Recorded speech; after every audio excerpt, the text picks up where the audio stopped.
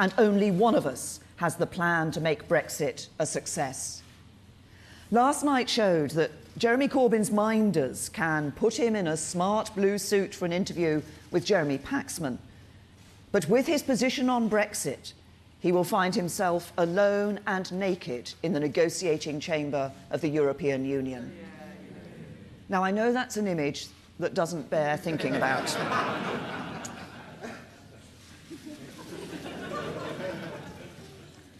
But actually, this is very serious. We are approaching the end of a long campaign, but it's crucial that everybody remembers this important fact. Britain is about to enter into the most important negotiations of my lifetime. They begin just 11 days after polling day, and the European Union is already adopting an aggressive negotiating position. That's why, now more than ever, Britain needs a strong government and a strong Prime Minister capable of standing up to Brussels. Your vote is more important than ever, because every vote for me in this election will, if I'm returned as Prime Minister, strengthen my hand in the negotiations that are about to start. But if you don't vote at this election, and if you don't vote for me in this election, you risk sleepwalking into the very real danger that Jeremy Corbyn will find himself in the hot seat, in the negotiating chair, on your behalf. I only have to lose 6 seats in this election for that to happen, and the consequences for Britain, if that did happen, would be dire. A weak and unstable Prime Minister, propped up by the Liberal Democrats and the SNP. A coalition of chaos, unable and unwilling to get the best deal for Britain, consisting of political parties who disagree with Brexit and want to unpick the referendum result. Don't let them steal your votes in last year's referendum. Don't let them make a mess of these negotiations. Don't sleepwalk into that danger. Because what last night's television debate brought home in Technicolor was that only we have the will and the plan to make a success of Brexit. But it's important, too, to understand that the referendum was not just a vote to leave the European Union. It was also a vote to change the way the country works and the people for whom it works forever.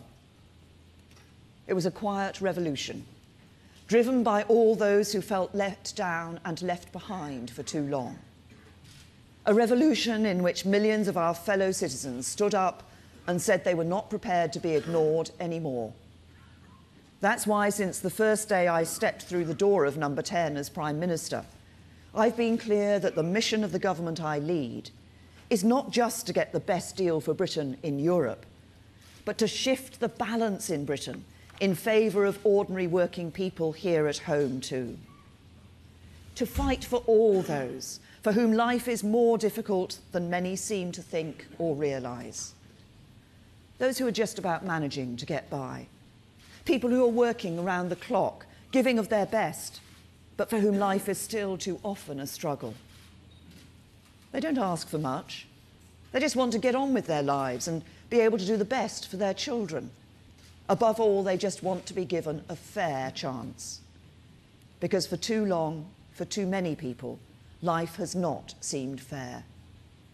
If you can't afford to get onto the property ladder, or your child is stuck in a bad school, if you're one of the ordinary working people who made huge sacrifices after the financial crash, but see no evidence that the people who are better off than you did the same, if you're one of those people who lost their job, who stayed in work but on reduced hours, took a pay cut as household bills rocketed, or someone who finds themselves out of work or on lower wages because of low-skilled immigration.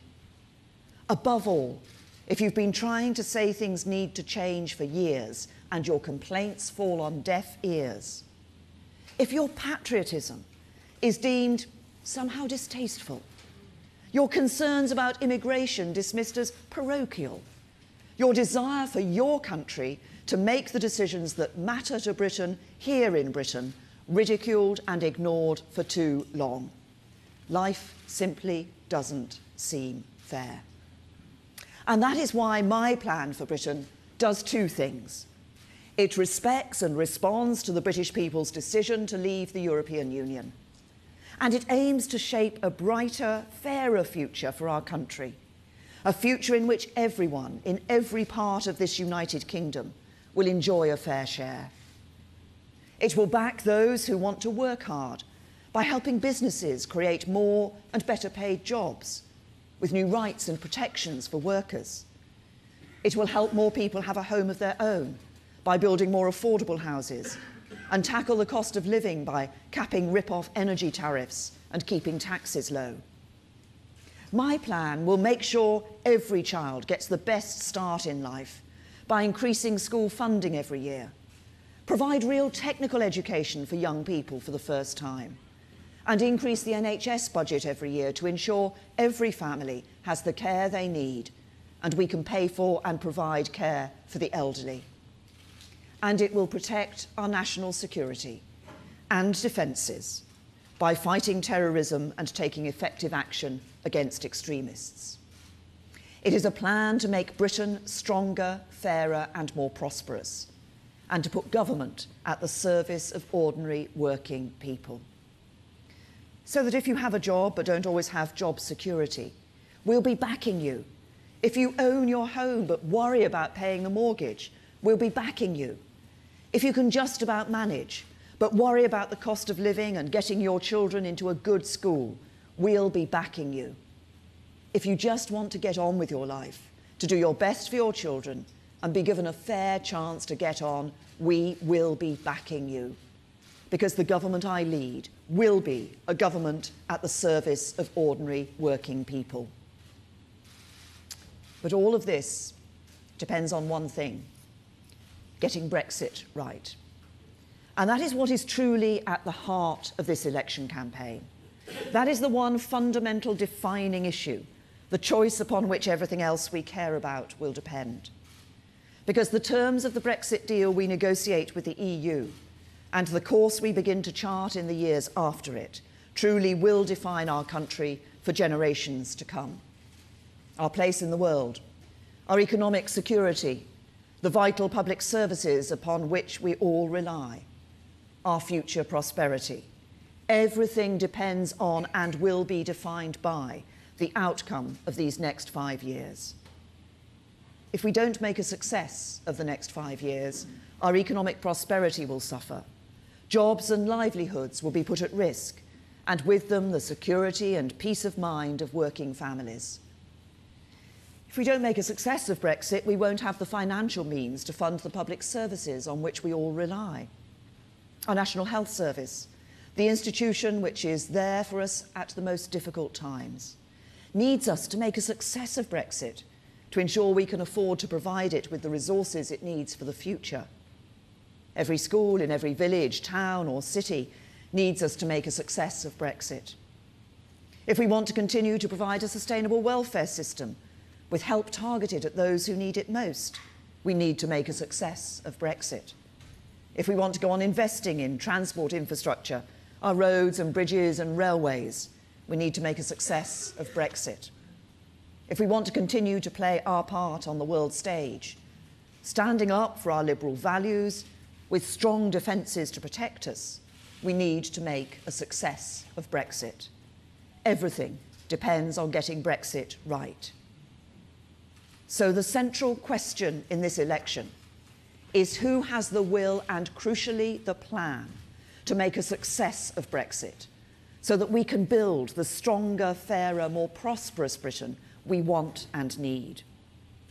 And on that central question, I believe there is only one choice.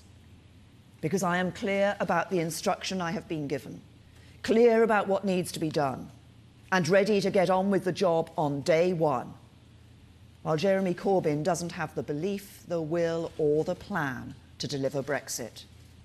And he doesn't have the strength to do so either. Because the only way he can get into number 10 is by doing a deal with the Scottish Nationalists and the Liberal Democrats, who do not believe in Brexit and do not want it to succeed. We know this, and the rest of Europe knows it too. They also know that a weak government in a hung parliament here at home won't be able to stand up for Britain in Europe. They know that a British government that has to give in to other political parties all the time so it can just hold on to power will be weak abroad because it will be compromised at home. You don't negotiate the right Brexit deal for Britain from a position of weakness. You do it from a position of strength, with a Prime Minister 100% committed to the cause and a strong majority government with a clear plan to see it through. And you can't negotiate the right Brexit deal for Britain if you don't have confidence in our strengths and in all that we have to offer either. You can only deliver for Britain if you believe in Britain. And I do. And that is why I've been clear about my plan for Brexit at every stage. I said I would trigger Article 50 before the end of March, and I did. I said I would set out my negotiating objectives before I did so. And I have. I said we will take back control of our borders, our money and our laws, and we will. And I've set out a clear and ambitious plan for the negotiations ahead. It is a plan for a new, deep and special partnership between Britain and the European Union. A partnership of values and of interests. A partnership based on cooperation in areas such as security and economic affairs. And at the heart of that plan are 12 negotiating objectives that will guide us in the months ahead. We will deliver certainty wherever possible so that everyone has as much clarity as we can provide as we move through the process. As part of that, we've published a white paper confirming our plans to convert what's called the EU acquis into British law so that everyone has the certainty they need. And at the same time, I have been clear that the government I lead will put the final deal that is agreed between the UK and the EU to a vote in both Houses of Parliament before it comes into force. We will take control of our own laws and bring an end to the jurisdiction of the European Court of Justice in Britain. Leaving the European Union will mean that our laws will be made in Westminster, Edinburgh, Cardiff and Belfast, and those laws will be interpreted by judges not in Luxembourg, but in courts across this country. We will strengthen the union of the 4 nations that comprise our United Kingdom.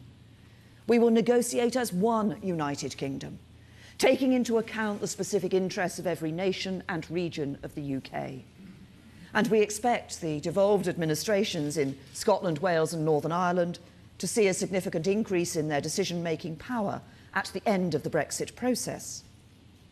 We want to maintain the common travel area with the Republic of Ireland, with no return to the borders of the past. We will control immigration so that we continue to attract the brightest and the best, but manage the process properly so that our immigration system serves the national interest. We seek to guarantee the rights of EU citizens who are already living in Britain and the rights of British nationals in other member states as early as we can. I set that out very clearly in the letter I sent to President Tusk in March. But I am clear that this must be a reciprocal arrangement, because it is my primary job as Prime Minister of this United Kingdom to protect the rights and interests of the people of this United Kingdom. We will ensure that workers' rights are fully protected and maintained. Indeed, as I've made clear throughout this campaign, not only will the government I lead protect the rights of workers, we will build on them. We will pursue a bold and ambitious free trade agreement with the European Union that allows for the freest possible trade in goods and services between Britain and the EU's member states, that gives British companies the maximum freedom to trade with and operate within European markets, and that lets European businesses do the same in Britain. But we will not be members of the single market, because that would mean accepting the 4 freedoms that the European Union considers sacrosanct, including the free movement of people. That means we would not be able to control our borders as the British people want. Membership of the single market is incompatible with the democratically expressed will of the British people, so our membership will end. But we will continue to pursue the freest possible trade in goods and services in the interests of both Britain and the EU. We're going to make sure that we can strike trade agreements with countries from outside the European Union too. Because important though our trade with the EU is and will remain, it is clear that the UK needs to increase significantly its trade with the fastest growing markets in the world. We will continue to collaborate with our European partners in the areas of science, education, research and technology, so that the UK is one of the best places for science and innovation. We will continue to cooperate in important areas such as crime, terrorism and foreign affairs. And with a clear plan and strong leadership, we will deliver a smooth and orderly Brexit, delivering the will of the British people while minimising disruption to our economic security. That is my plan for Brexit. 12 objectives that amount to one big goal: a new deep and special partnership with the European Union that returns control to Britain and allows us to stand tall in the world once again. It is the clear and credible approach of a strong and stable government. Just compare it to the alternative. Because the truth is that Jeremy Corbyn has no plan for Brexit at all. And when you think about it, that is incredible.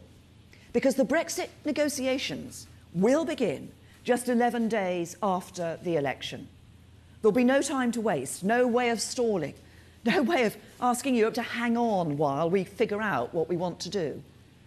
The Europeans are ready to go and are determined to fight for a deal that works for them.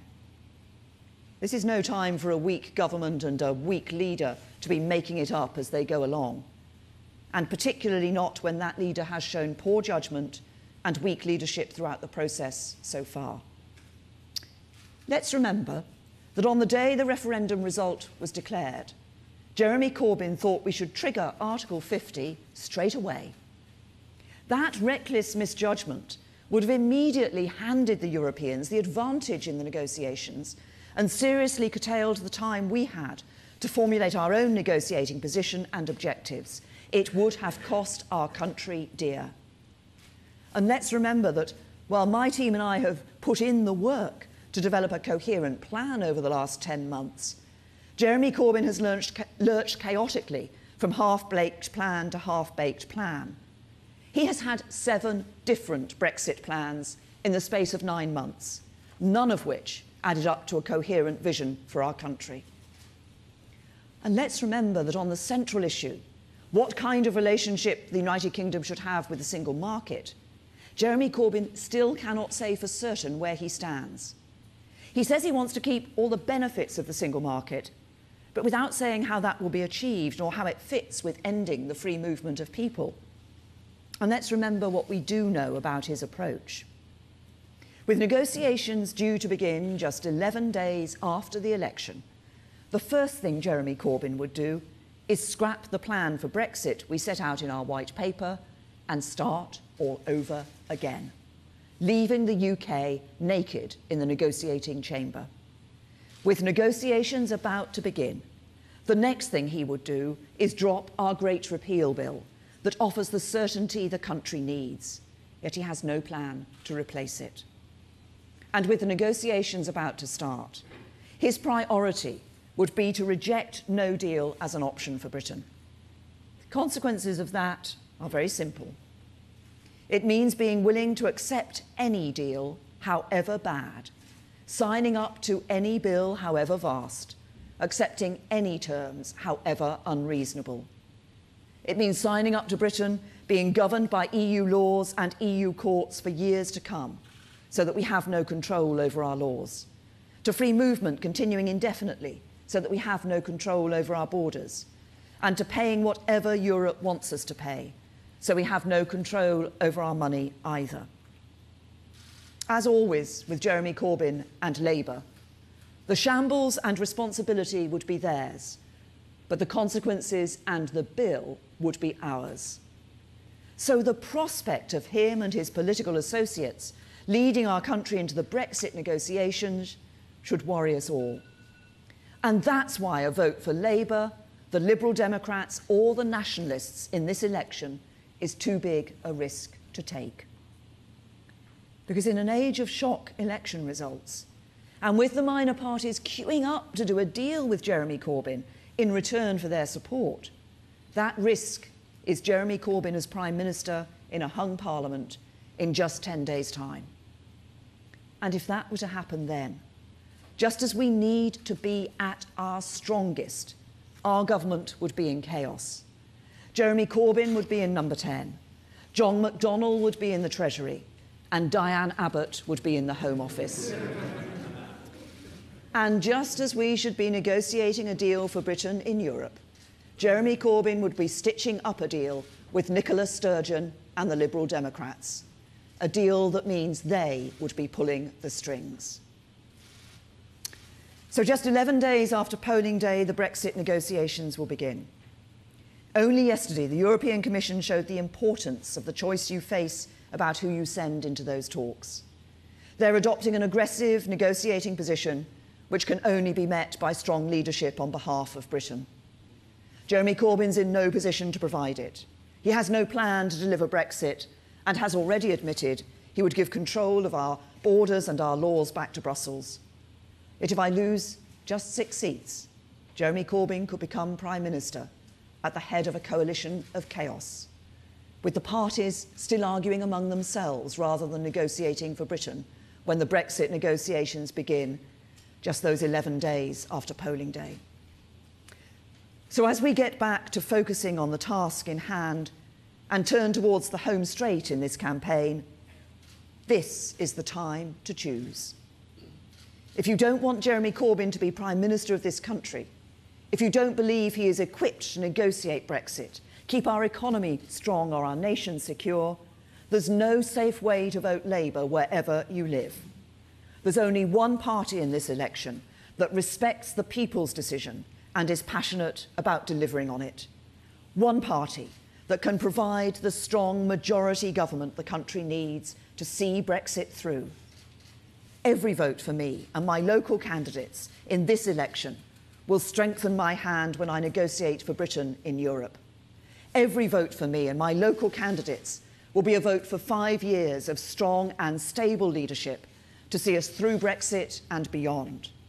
Every vote for me and my local candidates will be a vote for strong and stable leadership in the national interest. Leadership that's ready to get the right deal for Britain abroad and a better deal for ordinary working people here at home. Leadership that's ready to make the most of the opportunity ahead to build a stronger, fairer, better Britain. Thank you.